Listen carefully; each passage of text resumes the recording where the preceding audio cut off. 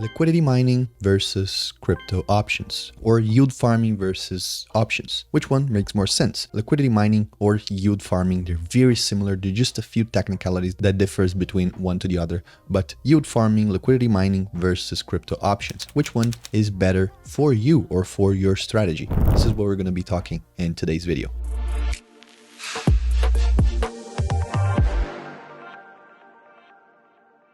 So welcome to another 1v1 series. This is where we compare crypto options to some other way for you to make money. It can be passive, it can be active, it can be whatever. We're just comparing crypto options, the pros and the cons. And not all the time crypto options make sense, but most of the time you will see that options are very modular. So they can kind of fit exactly where you need them to fit in your portfolio, in your strategy. So today we're going to be comparing yield farming or liquidity mining, however you want to call it. Again, they're just smaller things between yield farming and liquidity mining, but they're pretty much the same when it comes to how they operate. So does it make sense for you to do that, or does it make sense for you to step up your game a little bit more, understand a little bit about options, and make way more money? So this is what we're going to be talking about in today's video. But if you're new on all of this, yield farming, liquidity mining, crypto options, I'm going to leave right here the playlist. It's called Crypto Options. There you can find everything we've made so far about crypto options, the 1v1 series, everything that might be helpful to you to understand what we're talking about. So pause this video, go there, and then come back and we can talk about it. But liquidity mining, what is it and how does it work? Well, liquidity mining, like yield farming, is where you provide capital to a centralized platform like Binance, Coinbase, whatever it is. You lock up this capital and you get yield out of it. So it usually is in a pool, so two assets. It's not like staking where you just put one asset down. So it is two assets that, let's say ETH USDC, that you provide as liquidity, and that liquidity is going to be used, and the fees accumulated for from people trading either one side or the other side of the pool, you're going to collect the fees and they're going to be split amongst everyone that is providing liquidity. For liquidity mining compared to yield farming, this is where the differences start to emerge. One caveat is that most of the time you have also incentives from the protocol itself. So you're going to get fees paid out in the assets that you deposit, but you can also get fees paid in the governance token itself of the protocol. So liquidity mining, you also get rewards incentives, which does not happen, let's say, in UniV3 when you are just providing a liquidity as a yield farmer. So just depositing in the LP and farming the fees itself. So for liquidity mining, there's a little bit more incentive than yield farming. This used to be black and white, but right now there's gray areas because you pretty much don't find difference between yield farming. The naming for these things, almost everyone just call them LPs. They just call it staking, yield farming. Everything is almost the same. So you can find yield farming pools that do offer incentives, and you can find liquidity mining pools that don't offer incentives. So it is not very black and white today as it was like 3 or 4 years ago. So now you know one side, but what are options then? Well, options are a way, they are contracts between two parties, and they are a way for you to speculate or for you to protect your portfolio. So if you are a speculator, you're going to be buying options. It can be buying calls, it can be buying puts, but you're betting on a direction of the market. So you're betting that the underlying asset is going to go towards one side. This is when you're buying. When you're selling options, you're usually trying to hedge your positions, you're usually trying to make passive income out of it. So it is a way for you.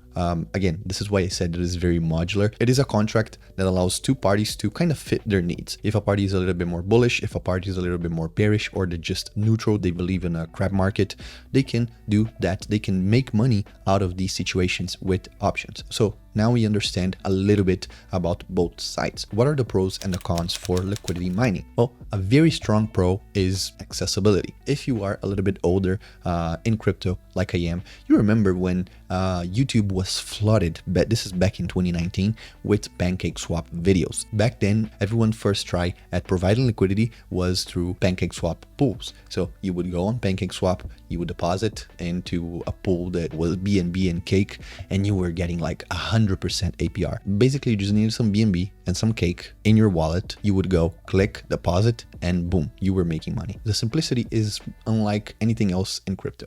I don't think you can see anything as simple as providing liquidity on a very popular DEX that made sure the UI is very clean, very simple. And I think PancakeSwap did an amazing job back then in 2019. And then everyone else copied and adapted what PancakeSwap did back then. So accessibility, a very strong point. Another point is the passive income side of things. Again, as the example that I gave, BNB and Cake, you would deposit there and you wouldn't do anything else. Of course, you could go there and manually claim, or you could reinvest, whatever it is. They created then another way for you to just auto compound, auto reinvest. And today, most of these strategies, they auto compound, so you don't have to do anything. You just click, deposit, boom, that's it. You're making money, or you don't make money. We're gonna get to that real quick. And then there's community benefits if you are looking at a DEX, or if you're looking at a protocol like GMX, for example, or like any other that does need liquidity in order to survive. So the community kind of bonds together to be that liquidity providing as a strong base for the protocol itself. So in a sense, they are kind of the foundation of the protocol itself. So there's a lot of protocols that do require user liquidity for them to operate, for them to keep afloat. And this is where a strong community is built. Of course, there's incentives to make sure they're happy to deposit their money there, to lock their money there with the protocol. But this creates a strong community. So there's a strong community and there's a lot of benefits and incentives when we're talking about liquidity mining and liquidity providing. But what are the cons? Well, the very first con is the smart contract risk. In DeFi, in crypto, when we're talking about smart contracts, we're talking about contracts that if they're poorly written or if they are malicious, they can take your money away. You can lose all of your money. So for big projects, big protocols, they're audited multiple times by multiple of auditors to make sure their smart contracts are safe, they're steady, they're bulletproof. But there are smaller projects that they don't audit their contracts, or they're audited by very cheap and very shady businesses. So no one can say if their smart contracts is legit, or if it has a loophole, or if it has a breach that some hacker can go and drain all the money from the protocol, which we see happen from time to time here, even on bigger projects. So smart contract risk is a risk that you need to consider, but this applies for everything crypto related. The second thing is market dependence. Of course, the base of liquidity mining is fees, is collecting fees. So you need two people to swap tokens. You need two people to exchange tokens. Token A for token B and token B for token A. This way they pay the fees for the swap, and the fees get collected and divided amongst everyone that is providing liquidity, everyone that is liquidity mining. If there's no one swapping between token A and token B, there are no fees to be collected. So if the market's dry, if the market's like it was last year or 2 years ago, where it was sideways for the longest time, there was no movement, no volatility, these fees are going to go down significantly. Unless there's data, unless there's hype to bring these tokens back to life, no one's going to be swapping, no one's going to be doing anything to these tokens. So your farming, your revenue, your fees are going to go down as well. So in a sideways market or in a very low IV, low volume market, you are going to be seeing your passive income pretty much dry up. And another thing that I mentioned before, when you said that it is passive, but you could also not be making any money, is because of impermanent loss. When you're providing liquidity in a 50-50 scenario, or in a concentrated liquidity where it's not 50-50, what can happen is if one token starts to grow a little bit more than the other, the pool automatically will start to balance things out. So it's going to start to sell the one that is going up and is going to buy more of the one that is going down. So this will keep the pool kind of 50-50, or try to keep it as balanced as it was in the beginning, and that brings impermanent loss if you close the position.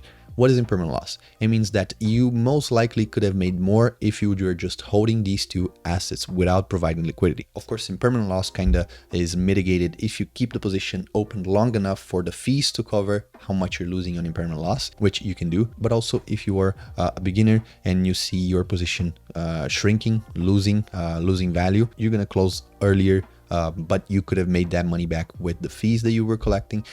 So there's impermanent loss risk for you to take in consideration. Now, let's go to options. Options, we talk about that all the time here. But if you're just getting on this channel for the first time and you don't know what are the risks, the pros and the cons, we're going to cover them right now. The pros is that you have controlled risk. So before you enter the position, you know maximum return, you know maximum loss, you know everything upfront. Because with options, you have expiration dates. So you have a P&L by that expiration date itself. So it's not taking a number out of a hat and saying this is how much you're going to make. No, you know how much you're going to make because you know the P&L at the end of expiration date. So if you're buying an option, the maximum that you can lose is the premium that you pay. So let's say you buy a call for Bitcoin and you pay $300 for that call. Well, guess what? The maximum amount that you can lose is $300 that you paid.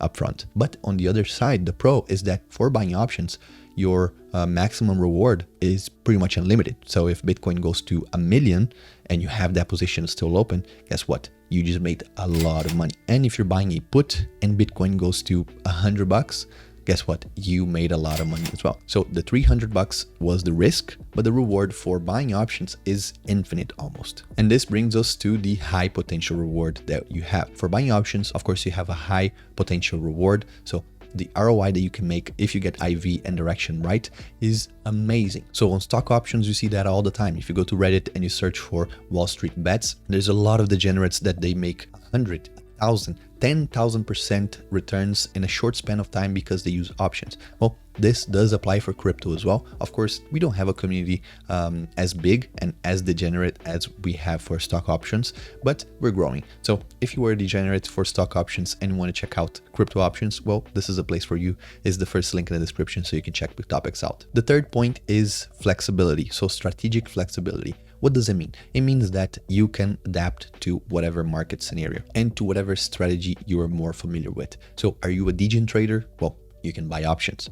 Are you a safe trader? Well, you can sell options. You can make income out of it. Do you believe that we're going to be in a sideways market? Guess what? You can use a spread, or you can use an iron condor. You can use whatever other advanced strategies, multi-legged strategies for you to profit on whatever scenario that is. And this brings us to market neutral strategy, meaning that it doesn't matter where the market goes. It doesn't matter what the market does. It does not affect the option itself. It does not affect your position. You can do that. There's a lot of neutral strategies for you to profit in whatever scenario. Of course, these are multi-legged and you need to be a little bit more advanced for crypto options or for options in general. But once you get to this advanced level, you're able to profit in any scenario that you want or any scenario that comes to you. Of course, this requires a little bit more of capital because it will have a lot of legs. It will have different expirations. But again, it is something that comes to you once you get a little bit more advanced as a trader. So what are the cons for options? We just covered the pros, we covered the cons for liquidity mining. So what are the cons for options? Well, the first one is complexity. As we know, there's a lot of people that say that they don't try options because they seem too complex. We have Greeks, we have IV, implicit and explicit value. We have strikes, expiration dates, puts, calls, selling a call, selling a put, buying a call, buying a put. There's a ton of variables. So people believe that this is hard. So this is not hard. It is just complex, and there's a difference between complex and hard. Hard is something that you need a lot of time to understand, but something complex is something that just has a lot of parts. But once you understand these parts, it gets pretty simple and pretty easy for you to build a puzzle. So something that is complex doesn't need as many hours for you to understand as something that is hard to perform. Crypto options are not hard to perform, are not hard to do. Once you know a strategy, in 5 minutes, you can have a whole strategy built up and you don't have to touch it anymore. Me, for example, I just log in once a week, do my thing in 15 minutes and I'm out. I'm not going to have to be here looking at these options day by day by day by day as an active trader. No, I don't need to do that. So this complexity is a con, but it is a con because people don't realize that just with a little effort, they can be understanding and performing way better with options than they were with whatever other strategy that they were choosing. Then there's a premium cost. The premium cost, if you're buying or if you're selling, these costs can add up, especially if you're selling naked. So if you're selling naked, the cost can add up and also the risk can add up as well. If you're buying, if you're in the money or at the money, these can get expensive. Of course, we cover how to mitigate, how to go around this cost for the premium in this video, which is going to be about the vertical spreads. So premium cost is a con, but you can navigate that con as we showed in another video. And there's liquidity issues with crypto options. We're still very, very new.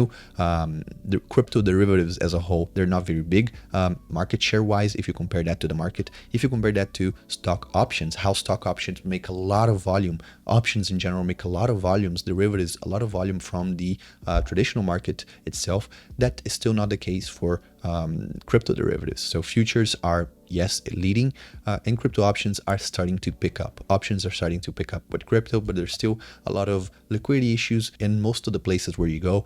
There's strikes that you cannot open at a certain times. There's a lot of things that need to be fixed, but we're getting there because we're just very, very new. So it is something that will eventually go away, because with more people using platforms, using options, using crypto options, and with more volume being deposited, with more cash being deposited into these protocols, into these derivatives, the more the market share of these derivatives will grow and more liquidity will come for sure. So does it make sense for you to choose liquidity mining or option? Well, this is up to you to say. For me, they're both great ways, and you can use both of them to make sure your portfolio is growing throughout a certain period of time. But things you need to take in consideration are risk versus reward, market conditions, and the involvement level that you want to have with these things. With options, you can go more towards a daily trader, an active trader. You can also go more passive. And with liquidity mining, what you usually do, you just set and forget. So you need to understand these 3 points: risk and reward, market conditions, and the involvement that you want with these strategies. So I hope this was useful. If you want to check out options, you can go to the first link in the description, Bitopics. This is where we do all of our options. And if you got all the way to the end of the video, scroll down below and write what was the first protocol that you used in DeFi. For me, it was PancakeSwap. Back in 2019, Binance Smart Chain was booming. It was probably one of the biggest back then. Fees were low, so a lot of people started crypto, started the DeFi journey in PancakeSwap. So what was yours? Comment down below. I would like to see what you have to say. As always, thank you very much for watching, and I'll catch you guys next video. Peace.